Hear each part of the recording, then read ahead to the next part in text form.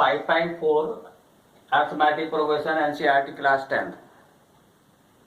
अब हम आपको ये हर वीडियो में बताते चले जा रहे हैं कि ये कॉमन चैप्टर है क्लास 10th में और 11th में एंड ऑल बोर्ड्स के लिए। और जो यहाँ पे हम एनसीईआरटी लिख देते हैं तो इसका रीजन ये है कि हम जो यहाँ से क्वेश्चन पिक कर रहे हैं वो एनसीईआरटी से हमने कंटिन्यू क्वेश्चन पिक किए हैं।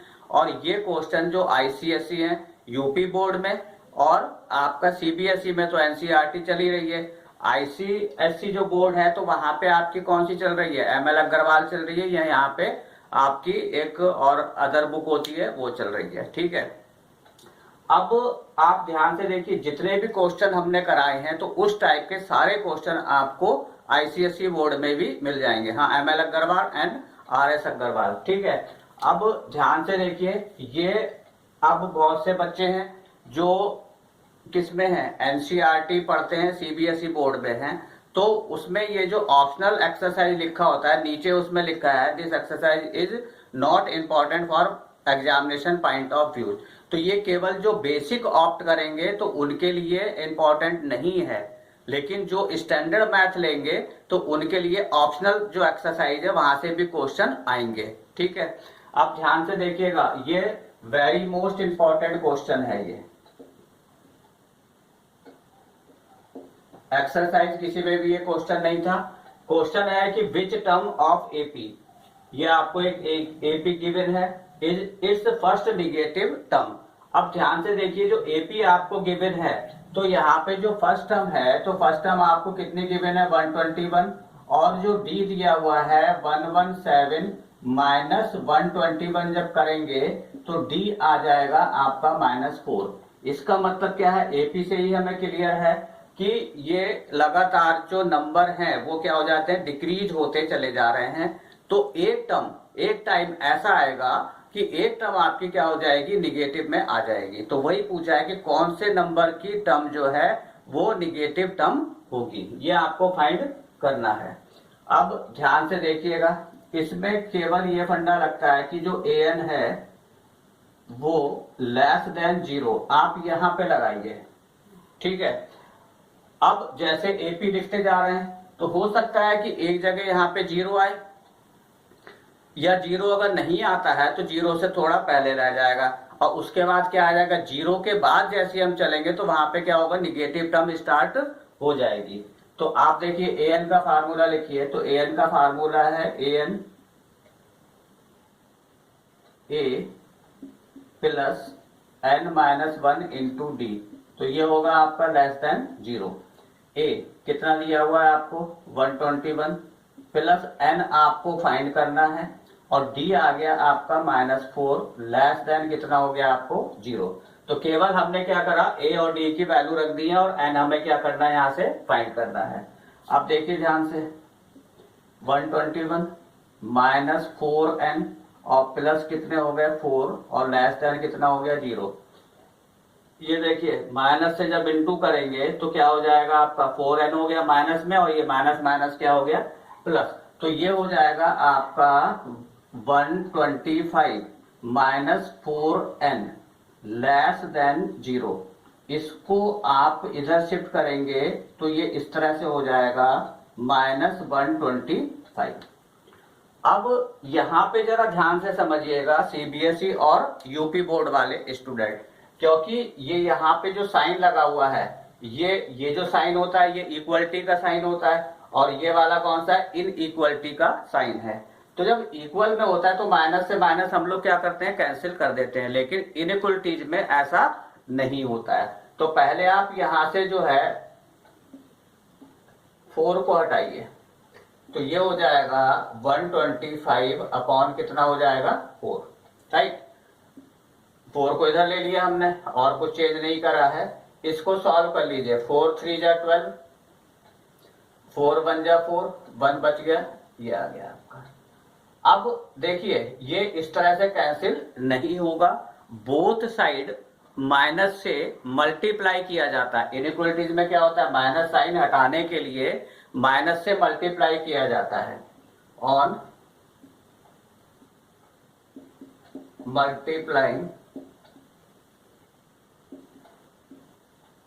Both side, both the side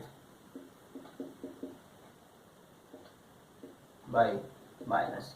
अब जब माइनस से करोगे तो ये प्लस हो गया, ठीक है, और ये भी आपका क्या हो गया, प्लस में हो जाएगा।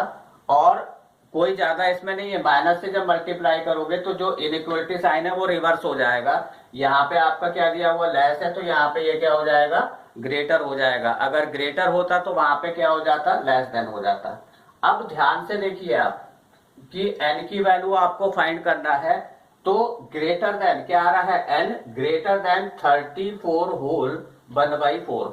तो आपको अब ये देखना है कि 31 से ग्रेटर इंटीजर कौन सा होगा। तो 31 से ग्रेटर, यहाँ पे ग्रेटर है ना कि n कितना होगा, ग्रेटर होगा किससे, इससे 31 होल 1/4 से, ठीक है। ये अगर हम पॉइंट में करें तो 31.25 होगा। तो इससे ग्रेटर नंबर कौन सा हो जाएगा आपका, 32 हो जाएगा। तो ये आपका आंसर हो गया। तो इसमें आपको क्या है कि जो अगर एपी को हम लिखेंगे तो 32 टर्म जो होगी वो हमारी फर्स्ट निगेटिव टर्म आएगी। तो यहाँ पे कुछ नहीं था, केवल आप ध्यान रखें an को हम लेस देन 0 लेके चलेंगे और n की वैल्यू सॉल्व करेंगे। और यहाँ पे क्या बताया हमने, जब माइनस होगा, निगेटिव साइन होगा, तो इनइक्वलिटीज में माइनस से मल्टीप्लाई होता है और ये जो साइन होता है वो क्या हो जाता है, रिवर्स हो जाता है। इससे हम n की वैल्यू फाइंड करेंगे तो n इक्वल टू कितना हो गया, 32। ओके, नंबर 2 देखिए, the sum of the third and seventh term of AP is 6। अब देखिए थर्ड टर्म है और सेवेंथ टर्म है, इसका जो सम है वो आपको 6 गिवन है and the their product is 8, और इनका जो प्रोडक्ट है वो कितना है, 8 है। Find the sum of first 16 terms of AP. तो आपको जो है S16 फाइंड करना है, ठीक। अब देखिए ये आपकी फर्स्ट कंडीशन है और ये है आपकी सेकंड कंडीशन। अब फर्स्ट कंडीशन में देखिए अब क्या होगा, थर्ड टर्म है तो ये हो जाएगा a + 2d, ओके, और प्लस लगाइए, ठीक है। सेवन टर्म है, सेवन टर्म हो जाएगा आपका a + 6d, ब्रैकेट हटा देते हैं, ठीक है, एक लाइन हमारी सेव हो जाएगा स्टेप, इक्वल टू कितना हो गया आपका 6। अब इनको सॉल्व करिए तो होगा 2a + 8d इक्वल टू 6 है, 2 से डिवाइड कर दीजिए तो ये हो जाएगा a + 4d इक्वल टू 3। यहां से a की वैल्यू फाइंड करिए आप, तो a इक्वल टू होगा 3 - 4d, ठीक है। ये इक्वेशन नंबर आप डाल दीजिए 1, ठीक। अब इसके बाद में सेकंड कंडीशन देखिए, तो सेकंड कंडीशन में थर्ड टर्म, तो थर्ड टर्म आपकी क्या थी, a + 2d, और यहां पे है a + 6d, प्रोडक्ट है तो इनटू लग गया, ये ब्रैकेट लगा दिए, यहाँ पे इनटू है, ये सेवन टर्म है, और इसका प्रोडक्ट हमें गिवन है कितना, 8, ठीक है। अब यहां से इक्वेशन नंबर 1 से a की वैल्यू यहाँ पे पुट कर दीजिए, बहुत इजी हो जाएगा। तो a की जगह आपने क्या पुट करा, ये क्या लिख दीजिए, इक्वेशन नंबर 1, तो 3 - 4d + 2d, ये a की जगह आ गया, 3 - 4d + 2d ये आ गया।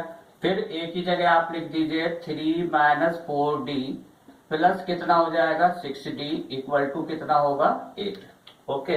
अब देखिए ध्यान से कितना हुआ, 3 - 2d, और यहाँ पे देखिए तो ये हो जाएगा 3 + 2d इक्वल टू कितना हुआ 8। अब देखिए यहाँ पे बन रहा है आपका फार्मूला a - b और यहाँ बन रहा है a + b, तो इट इज a² - b²। तो a² - b² का मतलब हो गया a² मीन्स हो गया 9 माइनस b², तो ये हो गया 4d² इक्वल टू कितना हुआ आपका 8। 4d² माइनस के हैं तो यहाँ पे होगा -1, जब ले जाएंगे माइनस से माइनस आपका कैंसिल होगा, 4 यहाँ पे आ जाएगा, तो जो d की वैल्यू आएगी वो आएगी +-1/2। तो यहाँ पे हमारे पास d की 2 वैल्यूज आ रही है, तो इसका मतलब होगा कि ए की भी 2 वैल्यू जाएंगी। देखिए ध्यान से, इफ डी इक्वल टू 1/2, ठीक है। इक्वेशन नंबर 1 पे आइए। Equation number 1, A equal to कितना है 3 - 4d, ठीक। यहाँ पे डी की वैल्यू पुट कीजिए तो ए हो जाएगा आपका 3 - 4 इंटू 1/2, 2 2 जा 4। तो यहाँ पे जो ए की वैल्यू है वो आ गई आपकी कितनी 1। अब क्वेश्चन आपका ये बनता है कि डी आपको गिवन है कितना 1/2, ए आपके पास में आ गया 1 और एन आपको दिया हुआ है 16 और आपसे पूछा है कि S16 बताइए, ठीक है। ध्यान से देखिए, Sn वाला फार्मूला लिख लेते हैं। तो Sn हो गया आपका n/2 2a plus n-1 into D, ठीक है। वैल्यू पुट करिए तो 16/2, 2a 2 इंटू 1 हो गया प्लस n कितना हुआ 16 - 1 और इंटू डी हो गया आपका 1/2, ये आ गया। अब इसे सॉल्व करना है तो 8 आ जाएगा, यहाँ पे 16/2 है तो यहाँ पे 8 हुआ, ये आपका 2 हो गया प्लस ये हुआ 15/2, ओके। 16 - 1 15 और अपॉन कितना हो गया 2, 2 2 जा 4 और 4 में आप 15 ऐड करिए। तो जब 15 ऐड करेंगे तो कितना हो जाएगा आपका 19, ठीक है। तो ये हुआ आपका 8 इंटू 19/2 और 2 से इसे कैंसिल कर दीजिए, हो गया 4। तो यहाँ पे आपका जो आंसर आया 76। तो S16 की एक वैल्यू आ गई आपकी 76, ओके। अब सेकंड वैल्यू आप अपने आप से कैलकुलेट करेंगे तो वहां पे जो आपका क्वेश्चन बनेगा वो क्या बनेगा, इफ d इक्वल टू -1/2। अब d की वैल्यू जब आप -1/2 लेके चलोगे तो a कितना होगा, a कितना था 3 - 4d, तो 3 - 4 और ये माइनस के 1/2 है, 2 2 जा 4, ये माइनस और ये माइनस प्लस हो गया तो डी की वैल्यू आ गई आपकी, ए की वैल्यू आ गई 5। अब क्वेश्चन ये बना कि ए कितना है आपका 5, डी कितना है आपका -1/2, एन आपको गिवन था कितना 16 और आपसे पूछा है कि S16 फाइंड करिए। डू योर सेल्फ, यही फार्मूला लगेगा। ए और डी की वैल्यू पुट करेंगे और पुट करने के बाद में S16 आ जाएगा। तो क्योंकि डी की वैल्यू हमारे पास 2 आई थी, ठीक है, जब डी की वैल्यू डबल है तो वहां पे क्या होगा, सम भी कैसा आएगा, उसका भी 2 आंसर आएंगे। तो इस तरह से आपका जो एपी का चैप्टर था वो फिनिश हो गया है। अब इसको जिसने भी अभी स्टार्ट नहीं करा है तो आप क्या करेंगे, स्टार्टिंग से जो इसका इंट्रो पार्ट था और आपकी जो एक्सरसाइज 5.1 थी वहां से स्टार्ट करिएगा, एक एक वीडियो देखते जाइएगा और देख के उसे सॉल्व करते जाइएगा। Okay, bye.